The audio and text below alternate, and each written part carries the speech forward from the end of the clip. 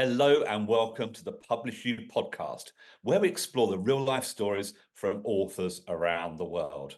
I'm Matt Bird, and today I'm talking to Harriet Gould from Cambridgeshire in the United Kingdom, who has written a book called Waterforce. Welcome, Harriet. Hi, Matt. Thanks for having me. It's great to have you. Before we jump into your book, tell us about you. Who is Harriet? Who is Harriet? Well, I guess I'm a multifaceted being. I'm quite ambitious, quite sporty, and it turns out quite balmy, perhaps. But I no, we concur. won't go on to that. Yeah, I think there are many ways you could describe me. There's the professional me, the fun me, the family me, whatever, Yeah. people see So what they tell want. us about the professional you. What do you do day to day, your day job? I work predominantly in advertising, and that, in my opinion, is a creative and relationship-based career. You don't get anywhere really without building the relationships and listening to what people need. And the more sensitively that you do that, the better you find your outcomes. Great. And tell us about the fun you. What does the fun Harriet do when she's not? I mean, I find advertising quite good fun personally, and I think you do too. But tell us about the wild Harriet. What does the wild Harriet do? The Wild Harriet. I may have left the Wild Harriet behind a few years ago. I don't know. What's fun nowadays? I like anything new, a new challenge, a new experience, a new perspective, new outlook, new people. Yes, I think as long as I'm curious and learning, I'm having fun. Wonderful. Like writing a book, for example. For example, yeah. So when did you first have the thought to write a book, Harriet?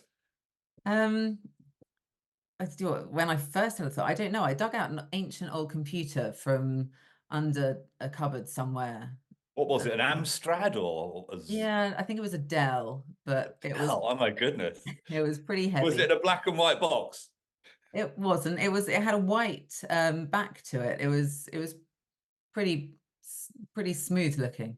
But For an old computer, anyway. for an old computer, it took 100 years to power up, and I thought I'd be quite interested to see what was on it. And I found a file that said notes for a book. So I don't know when that was from, but I think I've had a slight inkling towards the idea of writing a book for a great number of years. But putting it into reality has been a slightly different thing. I mean, I think I need to be genuinely motivated and inspired to do anything. If I'm not feeling passionate towards it, then I find it quite hard to commit to it.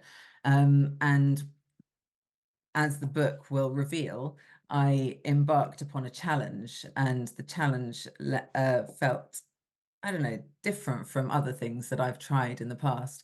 And it Ooh. felt so profound that I felt like I wanted to document it. And I thought maybe this will be the perfect time to actually write the book, because I actually feel quite strongly about what I've just done and what I've just experienced. And there are so many things to say about it. It might be worth saying them just for posterity. Yeah, well, we're desperate to know now, Harriet. What was the challenge that you undertook? The challenge. I mean, I don't want to spoil the book, for heaven's sake, but Oh, you've got to come the, and the dangle long more and of a carrot than a challenge. the long and the short of it was that I decided to learn to swim, and you know, it doesn't, even just saying it doesn't sound like much. But because I'd incorporated learning to swim with a specific challenge, i.e., an event that I had to complete on a particular date, it meant that I was really bound to my own ambition, if you like.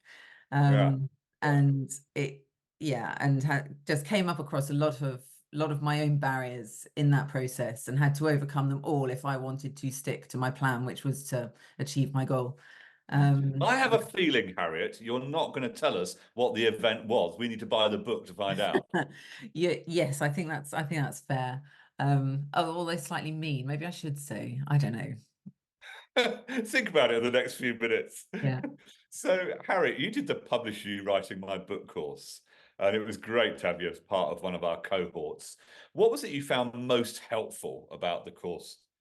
I liked the part right at the beginning where the first step of getting your thoughts in order was to get them all out of your head and onto the page in any old order. Yeah, in any That old order, it didn't matter at that point. Yeah, that was, I think, the main takeaway from me and the main key as far as putting anything together goes. I've used that method professionally before when making presentations and writing speeches, but it never occurred to me that I could write it for a book. And then the following on from that, I think you said to link certain things that were related, and that starts to formulate the different parts of the book, i.e. the chapters or whatever they might be, the segments, sections, Yeah, themes.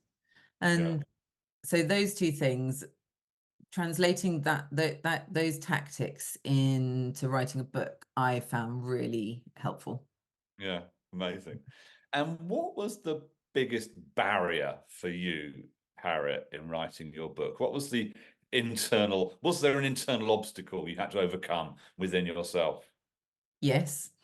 And what was it? um I remember I think I got to about 3,000 words. That was the real kicking point when I thought, my God, this is awful. No one's going to ever want to read this. Um, and who do I think I am to write a book anyway? Yeah, Um, and then and then I suddenly thought, oh, I wonder if I could include this. And then that was the sort of turning point, because I thought, what do I mean by I wonder if I can include this? This is my book. I surely can include whatever I want to include, as long as I think that it might be interesting for someone to read. And when I really realized that helped the flow of writing the rest of the whole book. yeah. I do think of the poor reader whilst writing and try and keep That's things very kind of you. try and keep things concise and not ramble on too much. But everyone who reads it can be the judge of that. Yeah. I have a feeling your book is just like you, Harriet. I think it's going to be very entertaining. Well, yeah, you never know. You never know. So what is it what is the impact that you hope your book has on a reader? Um, well, I think perhaps the same impact that the experience had on me, which The is unnamed experience. the unnamed experience, which, well, I mean, I'll name this part of it. The fact that however impossible something feels, even if it feels all the more impossible when you begin to try, doesn't actually mean it's impossible. It's just a feeling. And feelings are valid, but also they shouldn't serve to stop you doing anything. Yeah, If you really want to do something, it's highly likely you'll manage it. yeah. Well, what are some of the feelings that might hold us back, Harriet, from your perspective? Um, I think that you've got a range that you can start with the physical feelings. When you're observing something and you think, I physically can't do that. That's problematic for a start. So you have to break down the physical aspect of something. And hopefully, you've got some people around you that know how to do that physical thing better than you do, so you can learn off them. But then you've got the psychological feelings that however well you can do something, you've got little voices inside going, yeah, but you probably shouldn't, then talking you down, you talk yourself down. You come across it spoken about in a number of different ways. People call it like negative self-talk, or lack of confidence, or low self-esteem. It can be called any of these things. I think they're all quite similar and quite related. And I think they're all handleable and dealable with. And I don't think anyone should think, just because they think that they can't do something, that they can't in fact do it. Yeah, yeah, amazing. As you know, I wrote a little book called Yes, I Can, because I chat to people constantly who would like to do something, but the only thing that's stopping them is the belief they think they can't do it. Uh, Mm. and I wrote this book for me as well as anybody else. And it's just every day, somehow believing that you can face the challenges and the opportunities of the day, and you Yeah. can do it. So I'm really excited about getting my hands on the physical copy of my copy of Waterforce. I always get, I always get the copy the day the book's published, and that is coming up like now, which is really, really exciting. So, how do you feel inside, Harriet, about having written this book and it being now globally published? It's quite a satisfying feeling, I think, because the challenge itself that I wrote about was so hard, physically and mentally. In fact, in every possible way, it challenged me, every part of me that I was aware of, and some bits that I wasn't aware of. I think it's a really nice way to bookmark that experience, to use a really badly thought out pun. Uh, maybe I need to get some bookmarks to give away with my book, to Good bookmark idea. my experience. Um, yeah, I'm looking forward to seeing it in print, like you said. And how do I feel about it being published globally? I just feel quite satisfied. Yeah. I'm Oh, you excited should. for people to read it and hope they like it.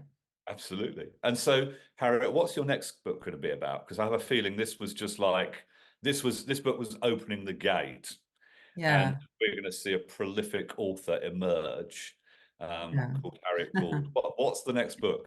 Interesting. It's funny to hear you say that, because I'm sure that before I learned to swim or wrote this book, if you'd have said something like that, I'd have gone, oh God, no, how awful. I can't imagine myself doing anything like that. And now I think, yeah, well, why not? I just have to write the words on the page, and if it's a good story, then I'll carry on writing some more words. I don't know. Yeah, I'd love to write another book. At the moment, I've got a few projects on the go. I host a podcast called Lab Matters. Yeah, That's a science-themed podcast about the people behind the science, and I'm thoroughly enjoying that. And I don't know, I think I'd love to try and write a novel. But it's got to be a story worth telling. I'm chained to my integrity, so if I can absolutely. think of something good, I'll do something about it. That's amazing, Harriet. Thank you so much. And thank you all for listening to the PublishU podcast, featuring the real life stories of authors from around the world. If you think you're interested in becoming an author like Harriet, please do visit our website, www.publishu.com, the letter U, publishu.com. And if you enjoyed the broadcast today, make sure you subscribe for more. Thank you so much for joining us, and goodbye for now.